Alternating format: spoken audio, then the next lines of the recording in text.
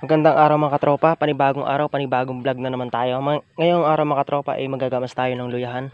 Ito nga pala mga katropa yung tinanim ko nung nakaraan, nung parating June. Ito yung in-upload ko rin dati na video. Ito na siya ngayon. Anong dami ng damo. Ngayon ko lang palang ito magagamasan. At naging busy pa masyado ay magagamasan ko na mga katropa.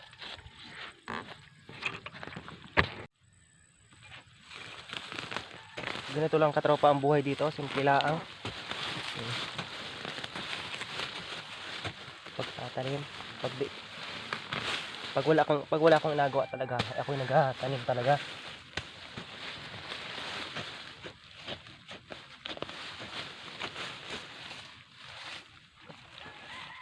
Medyo madamo na din ito at matagal-tagal ko na itong hindi na gagamasan ay.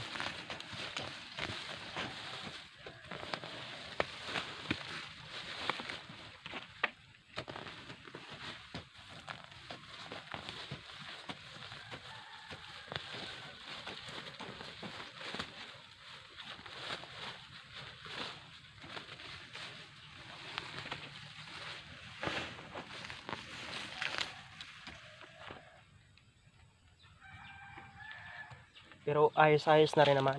Maganda-ganda na yung tanim nating luya. Madamo na ang ani. Hindi ko na masyadong maasikaso ay. Yan, kapalan na ng damo.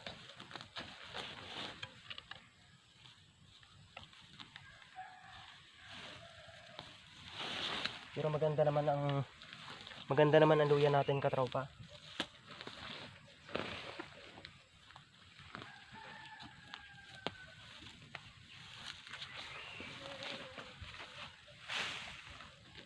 So may mga puno, yung mga puno-puno ng luya katropa ay hindi ko natanggalan hindi ko nagamasan yung ganyan. Bunot-bunutan nyo lang ng damo yan. Yung mga damo-damo sa tabi ng luya. Bunot-bunutan nyo lang.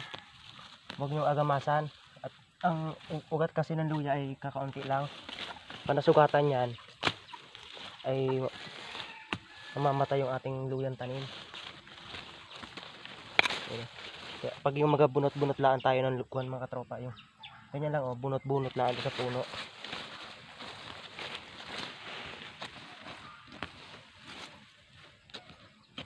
Madali din lumaki yung luya ko, yung luya natin ito. Parang isang buwan lang ata ito sa pagkatanim.